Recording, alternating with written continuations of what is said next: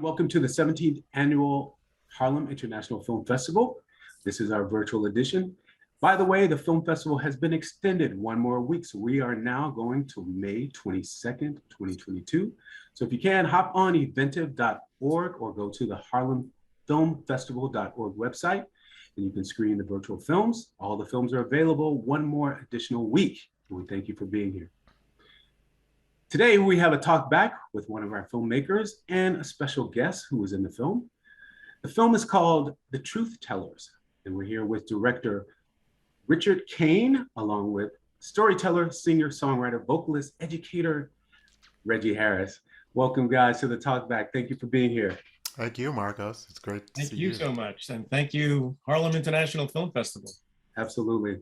Listen, guys, I have questions. First question is, I hope so. Not sure. Do what we can. This is directed to you, Richard. What do you want us to know about this incredible film?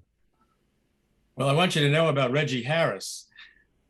So that's why Reggie's here today.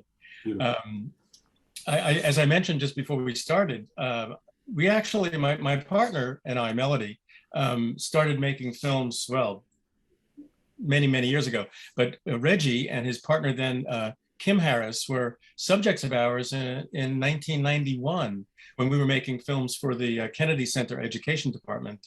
And they were essentially teaching teachers, about their projects with Harriet Tubman and the Underground Railroad and all the songs that they were writing and singing and leading with school kids.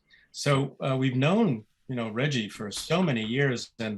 And then Rob Shetterly, the subject of our film TruthTellers, met Reggie, and obviously he said, "Well, Reggie's got to be one of my portrait subjects." And we gave it an enthusiastic yeah, Reggie's the one.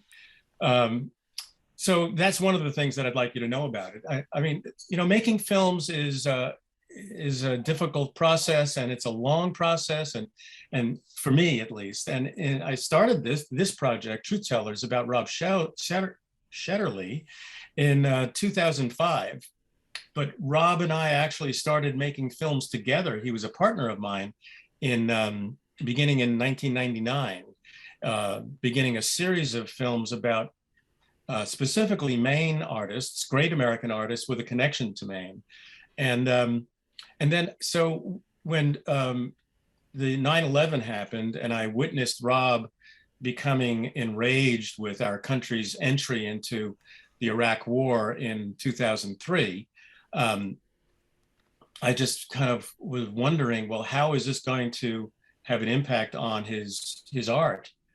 And then I basically followed, that progress. And by 2005, he had a collection of portraits, and he got an event and an exhibit at the Columbia University Low Library, which is a gorgeous rotunda. And we went down there, and he and his team of people from the Americans Who Tell the Truth, which is the name of his project, pulled together people and from the Harlem schools and others, Riverside Church.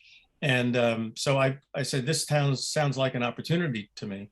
And you see in the film, early in the film, where he escorts a group of kids from the Harlem schools around the rotunda, specifically to see Sojourner Truth. And she was, so perfect for the beginning of the film, and also the beginning of whenever Rob tells a story about his project, because she talks about, how the Constitution has a little weasel in it, and kids really respond to that, and all of us really respond to that, because it's not, we didn't start out when Thomas Jefferson wrote, liberty and justice and equality for all. How many kids know that he had, 607 slaves? So right. Was it really, equality for all? But so, and that exhibit, there were about maybe 30 of his portrait subjects, and Sojourner Truth and Fannie Lou Hamer ended up in the film. And but when you start a project, you don't really know what the focus of it's going to be, especially when talking about Rob Shetterly, and he has 260 portraits, and they're from so many different areas of interest, education and climate and mass incarceration and income inequality and healthcare, and there are just so many subjects that I just basically just followed what he was doing, because he was just so charismatic and articulate and so easy to listen to, and you can really absorb what he says. And it looks like you got a question there, Marcus. I do, yeah. Why would that strike a chord with you? Why would that strike a chord with you? I know why it would strike a chord with me, and the viewers who are watching, they may not know what I mean until they see the film, but why would that strike a chord with you? Well, it was a lot of the film, and his project is about the injustices that fall upon the marginalized. And although I'm a person of white privilege, as is Rob, I grew up, I guess, not that far after the Holocaust, and I came from a Jewish American family, and I felt I guess the discrimination against Jews, or at least historically. I didn't really feel it all that personally, but I just was so enamored with his ability to articulate those injustices that and when I was 7 years old, I was watching television. I was privileged enough to have a television in 1957, and there was Simon Legree, and what's the name of the great book of the great book and then film? Sorry, at my age, sometimes words. Anyway, like I cried through, and this was all about what.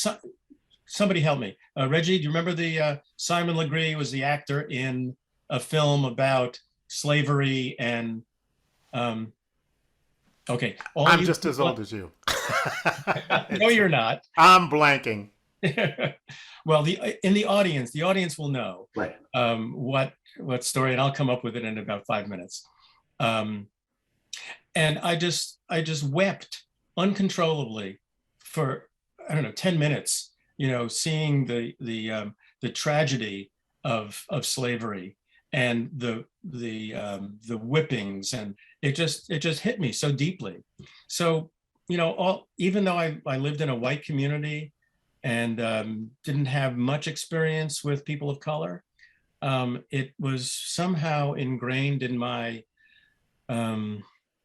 psyche and my body about feeling the necessity to right the injustices.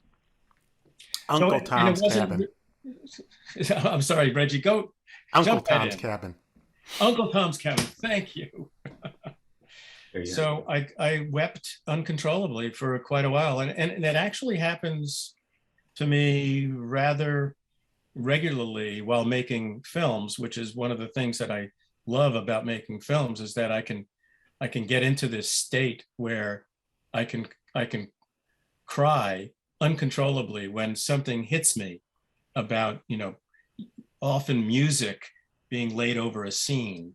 And when that happens, I know I'm onto something. So yeah, it's about the process of making film and the process of the art of making a film. But I wanted to talk a little bit more about white privilege, and maybe we can. I should let Reggie do some of the talking. And yeah, Reggie, feel free to jump in anytime. Sure. Okay. Well, I love the question. What connected with you? The thing.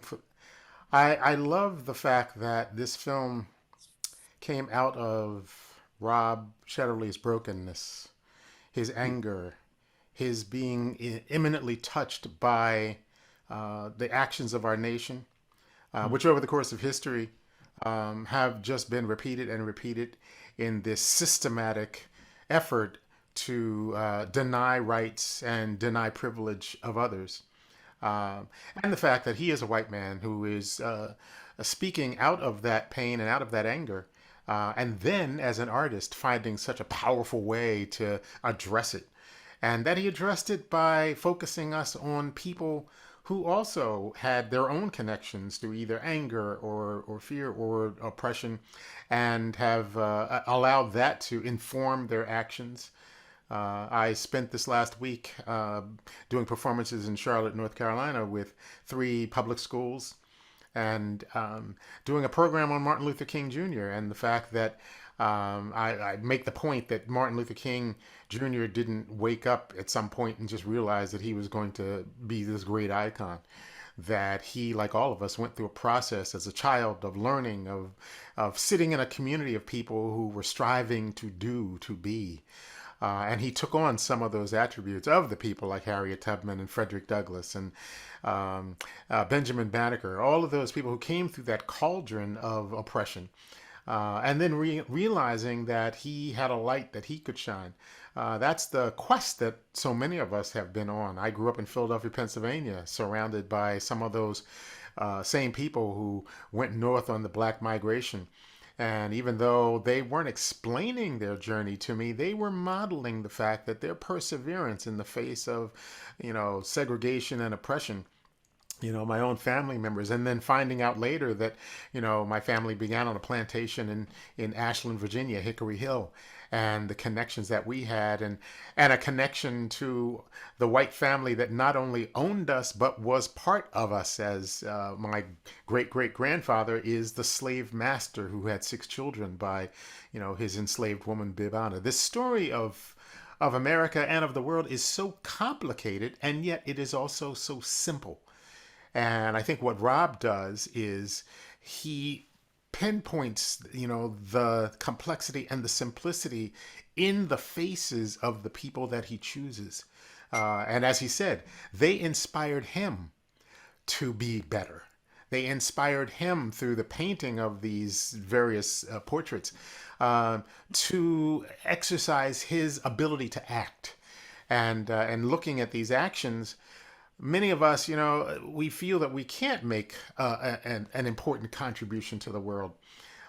So that's what I love to take into the schools. That's what I love to talk about in my own work, because it makes me feel connected to all of these people. I will tell you that when Rob told me he was going to paint a portrait of me as a truth teller, I kind of looked at him with this thought, why are you choosing me? And I've said this many times, but I feel for myself that it was an opportunity to live into something. I was already doing things, but I didn't have the commitment then that has grown in me as part of this chain of human events and as part of this. That's a beautiful thought. I'm sorry, I don't want to cut you off, but that's actually a beautiful thought. To, you yourself not feeling like you fit that shoe, but then with the confirmation of someone else that tells you, yes, you are. You're doing something that's valuable to not just, yourself, but to the community, to the state, to the country, to the world. Yeah. The platform is so much bigger. With one little thing that you're doing, you're touching and you're reaching a lot of people. That's what we do with music. That's what we do with art. And that's what I think is beautifully done in this film. Now, you pulled together some footage and, people, like you said, Fannie Lou Hamer. These are all, pivotal points in our American history, not just Black history. It's American history, some untold history, things that have been skated around, and given a different viewpoint. But you guys all put it right there in everybody's face to see. So we know, so we connect, so we understand, and it's important. And I think what you're doing, Mr. Harris, is teaching the kids, because that's what's going to make the big change. Where we're going in the future, we're already here. We're here. We're trying to change the laws and make everything happen, but it's a mindset that we have to get to where everybody's taking that and moving forward. The continuum, I think, and you make a very good point.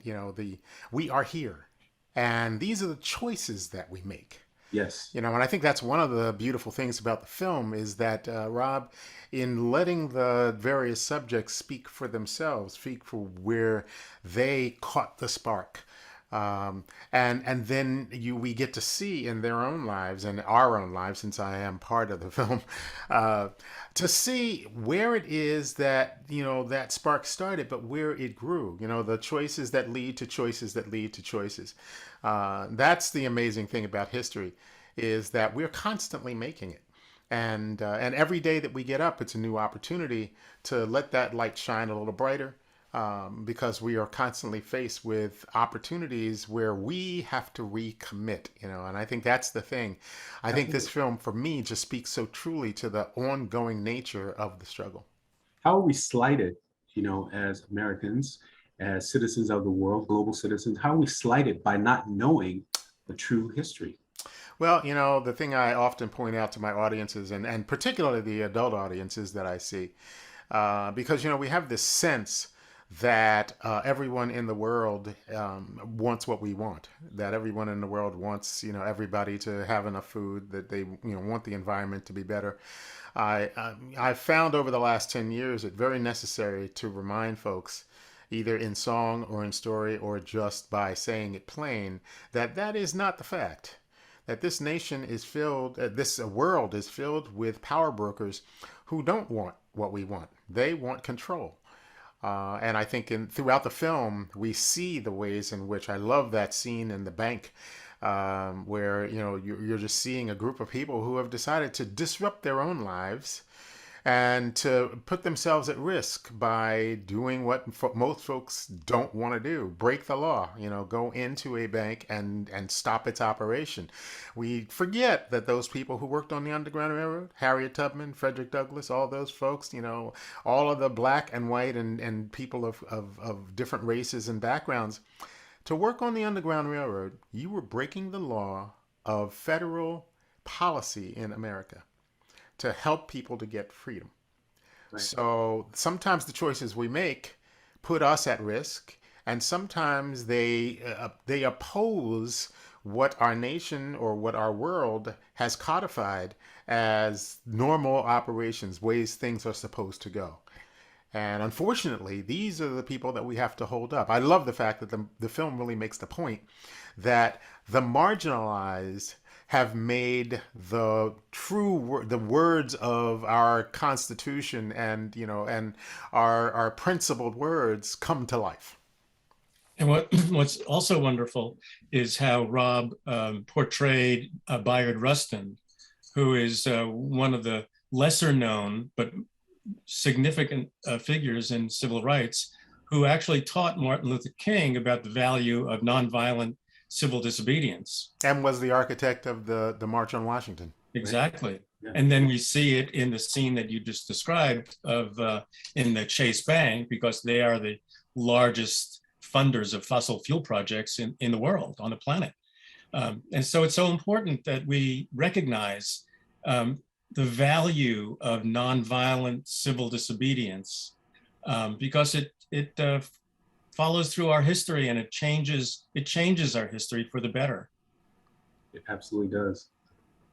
So, you know, the film, we didn't really know what the film was going to be about until, you know, really until George Floyd was killed in May of 2020. And that's when we started to focus on racial injustice and climate change being two of the most important subjects of our time.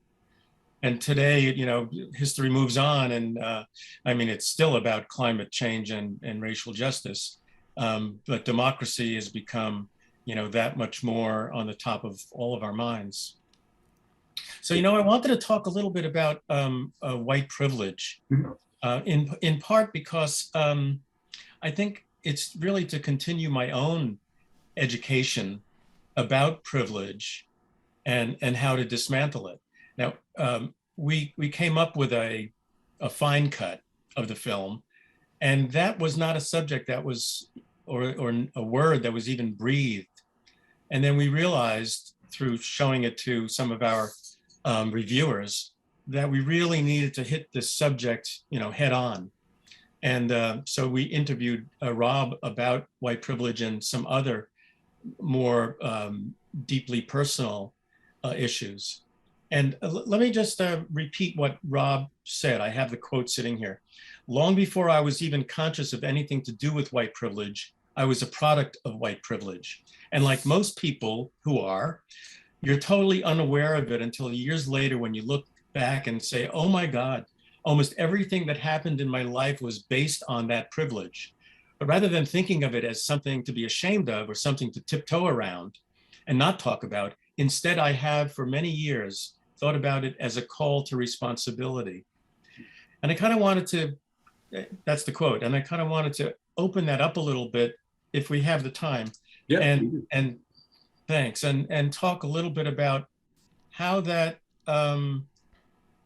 sits with the audience and you both as both audiences and participants. The elephant in the room is that we have a film about racial justice that's made by a white man and about a white man. And we did an interview with Stephen. Help me with his last name, Reggie. You're going to have to send me better emails. Stephen Ritz, great educator from the South Bronx, who hopefully will be in our sequel. And he talked about, the kids in his school, why would they listen to an old, bald white man? So that was, and they're both old, bald white men. So it's a wonderful interview. Fortunately, I still have a little bit left, but I am an old white man. This is kind of what the point of my first question was. Why, how did this resonate with you? And Reggie, you said it, why you? I mean, and it doesn't negate or lessen, the value of the story that you're telling. But I was just curious why you, as a white man, would want to tell this story of injustice, would want to tell the story of, climate change, things that affect marginalized communities. Right. Yeah, that's the big one. I just very, very sensitive to the marginalized, and so I just needed to jump in there and do that. And I think it's probably one of the, if not the most powerful subjects in Americans Tell the Truth, in all of his subjects. I think it's a central part of American history that we don't learn enough about. And I think that there's an effort now on the part of some politicians to squash that history. So I think that it's so important. The 11 points of to rescue America. They don't want to teach anything. They just want to teach kids to salute the flag and to say the Pledge of Allegiance, right, and not to learn anything about slavery and the civil rights movement. As I said earlier, that is the power base in the world that to continue to keep their status and to continue to keep control. Those stories don't serve their interest. And one of the things, I have the privilege to not only work with Dick and also with Rob Shetterly, but to do programs with a number of other artists who, as white people, have seen their white privilege. They have come into contact with where that sea of privilege has made it almost impossible for them to realize that they're just swimming in a sea of pilgrimage. And once it's seen, then there comes the responsibility of sharing what you know. As two of my friends, Alistair Mook and Greg Greenway, say, they understand that hearing the message from another white person is very different than hearing it from a person of color. Yeah. And so now, as people who have come face to face with how the system of oppression and racism works, they can speak. And they also are privileged to have the language and the look that might hold sway with people who look and talk and speak like them. So they have taken very seriously. One of my colleagues, Alistair Mook, in seeing, for example, last year when the Recording Academy, the folks who give out the Grammys, anointed 5 more white artists as the best in children's music, he and several colleagues said, no, we understand the way the system works. And after conversations with their communities and colleagues of color, 3 of them decided that they would refuse the nominations and put the Recording Academy on notice that they, as white people, were no longer going to participate in this system. Within a year, that nominations process changed, and this year it was much more representative of artists of color and the totality of artists.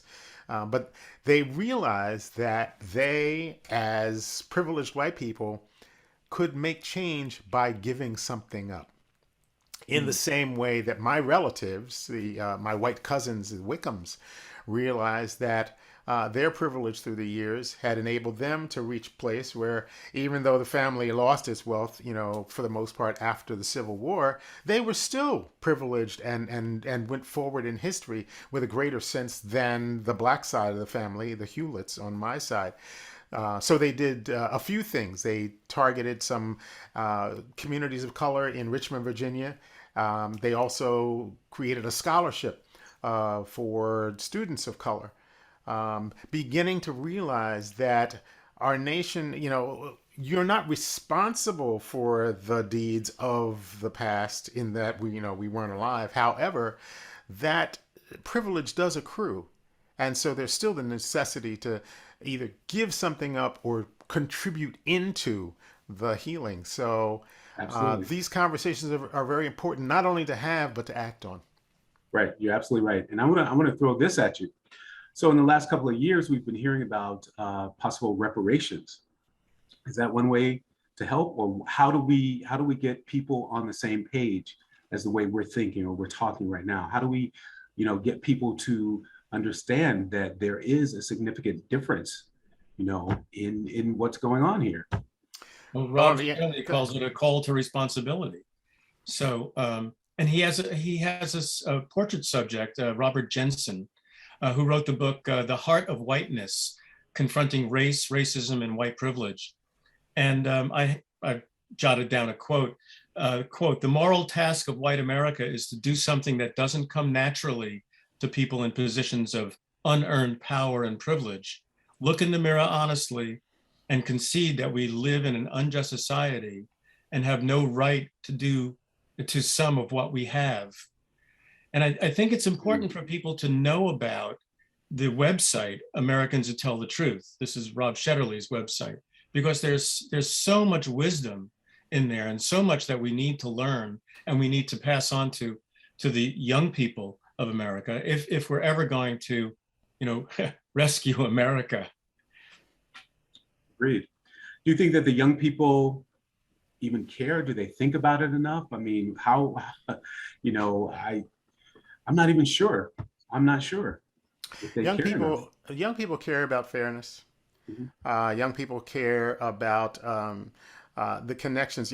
They are not, fortunately, most of the young people in America are not carrying the same baggage that many of us have been burdened with through the years. The idea of climate change and global warming is not something you have to convince them of. The idea that gender inequality is not something that we have to convince them of.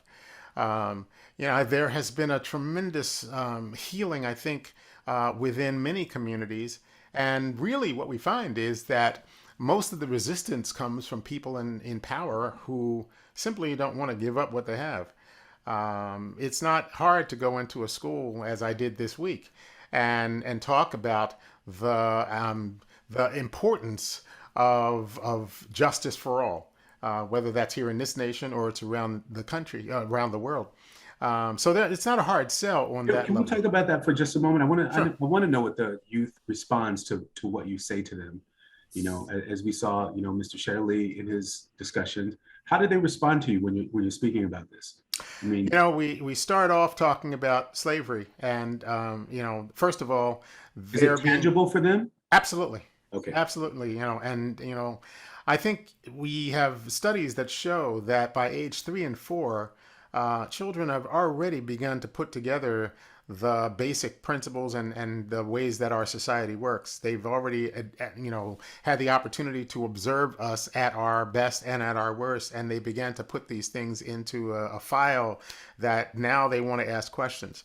So I have this amazing opportunity, as do many of those who, and Rob, of course, also goes into schools and talks about these concepts. If we look in the film and we see his interactions with the young people in the film, it's just amazing. What they want is you to speak to them honestly and with integrity to answer the questions they have about the way the world works and why. And they're more than fine with you saying, this is something that we need to continue working on, or I don't know how can. But they have ideas about how, because they live it every day.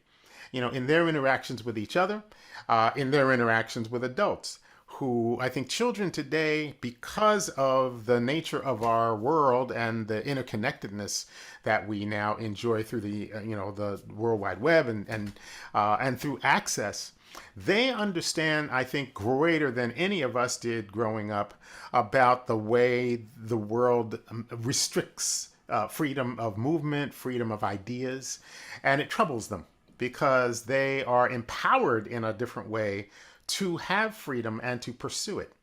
So I think where I get most of my hope these days is by interacting with these kids. They will flat out ask you, a third grader, a fourth grader, why was it that only black people were slaves in America?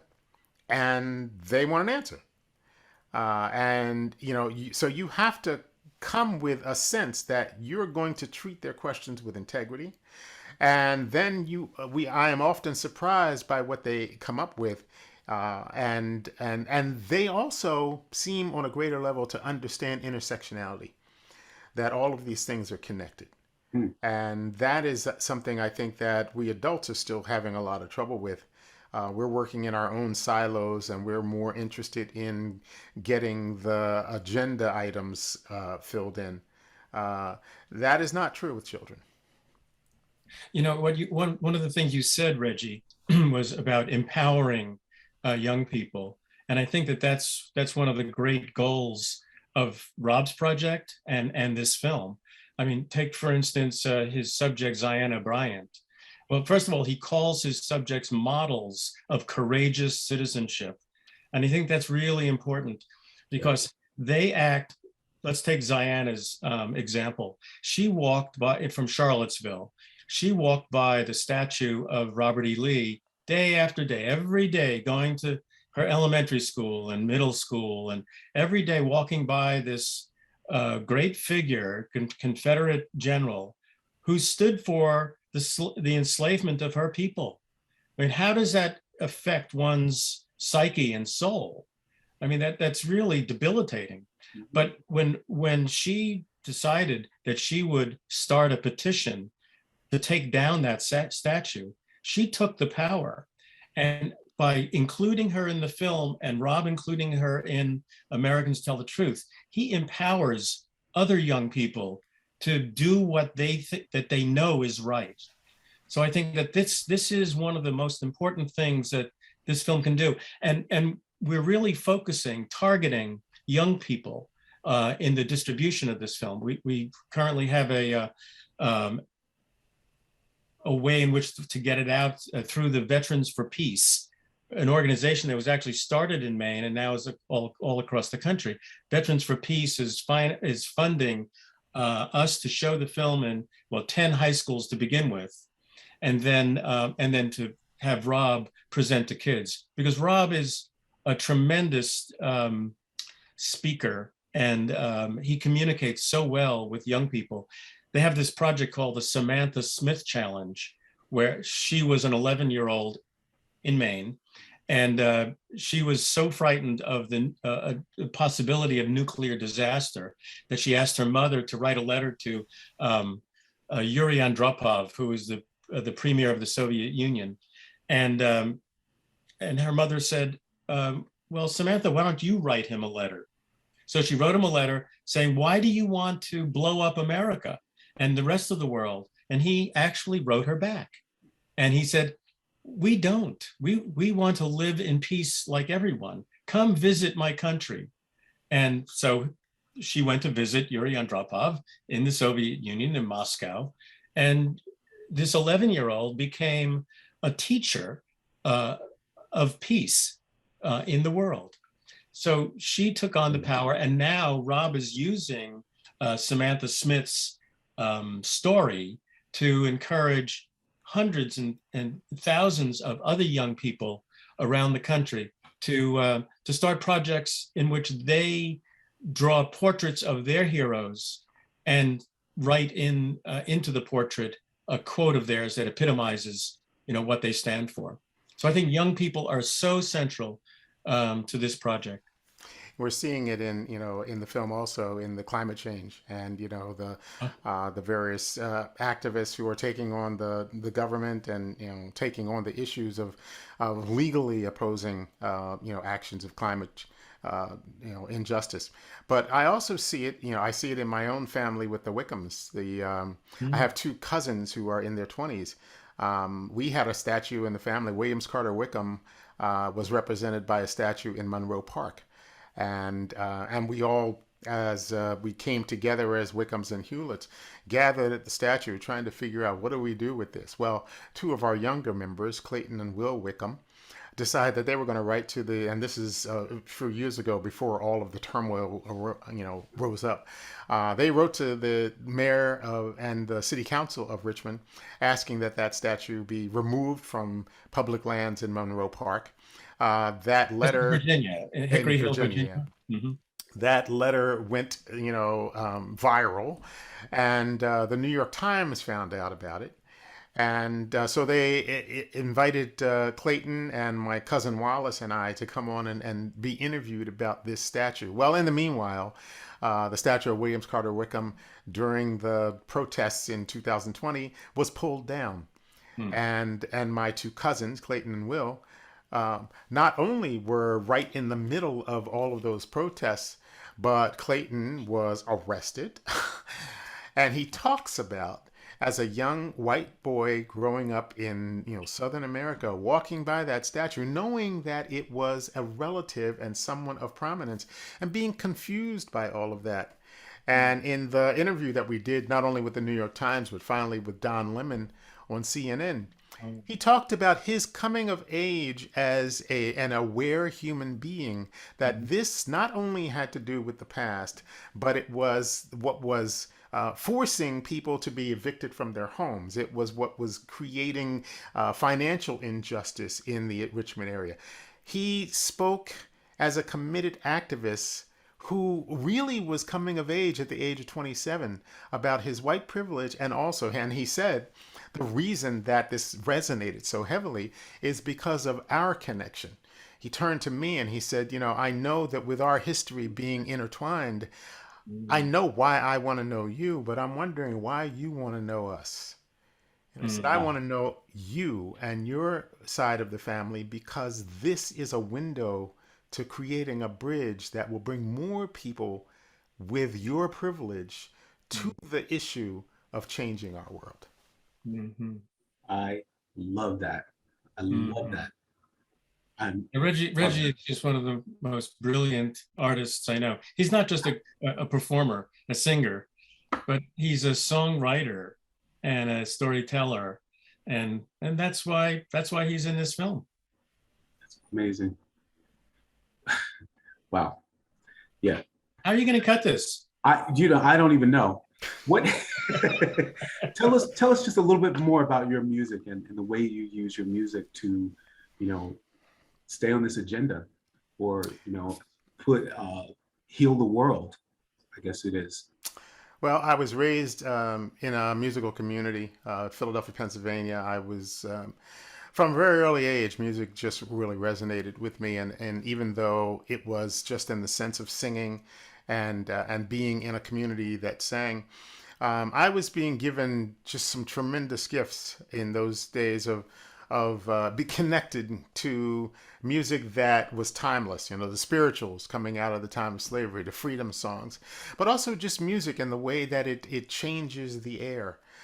So when I became a songwriter, I started getting energized by listening to people like Bernice Johnson Reagan and Sweet Honey in the Rock, and Pete Seeger, who both of those were people that I eventually met, and began to see that music wasn't just about entertainment, that it is about creating community, and that it is about opening up windows of opportunity for people to see things. And I grew up in Philadelphia, which was experiencing its share of oppressive revolution through the 60s and 70s.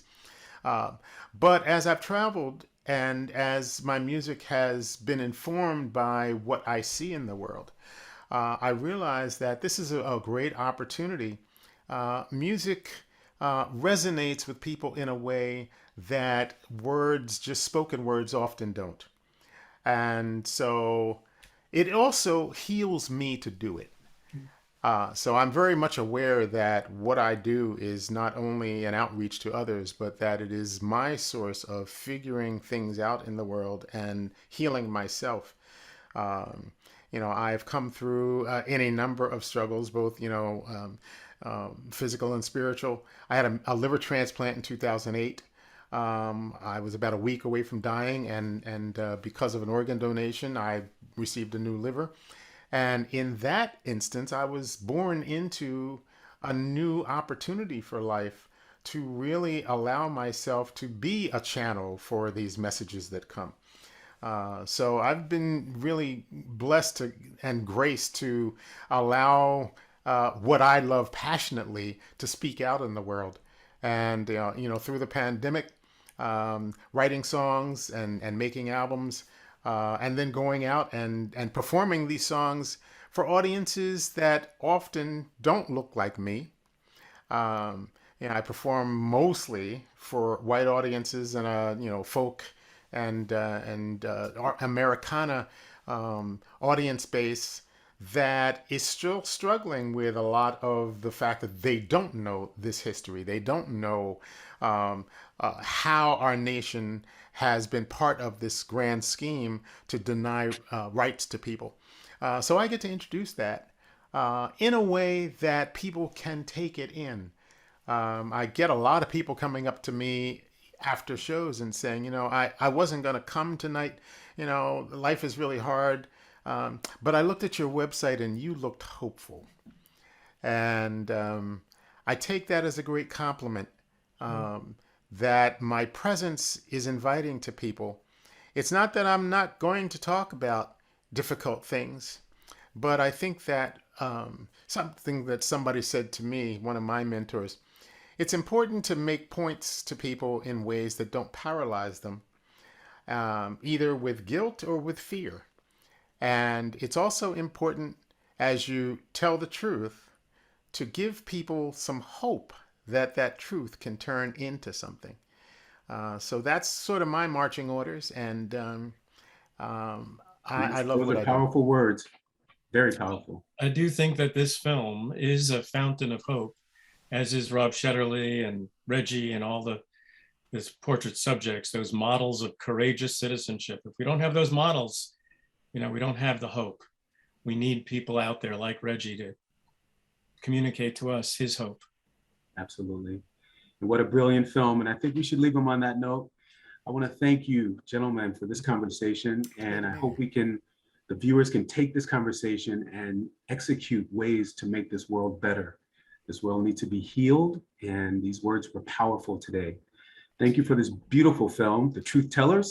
I guess we can go to thetruhtellers.com to find out more information. Is there another website we can reach you, or? TruthTellersFilm.com. Film.com. TruthTellersFilm.com, as well as AmericansWhoTellTheTruth.org. There you go. Reggie's also got a website. How do we reach you, Reggie? I'm at ReggieHarrisMusic.com. The easy way to find it. That's what it is. Thank you for joining us, everyone, for this talk back for the 17th Annual Harlem International Film Festival. As I said, the film festival is going on until May 22nd, 2022. Make sure you go to harlemfilmfestival.org. We're at event eventive.org and find out more information on how to stream this film and many more. My name is Marcos Luis. Thank you for joining us. See you next time. Bye-bye.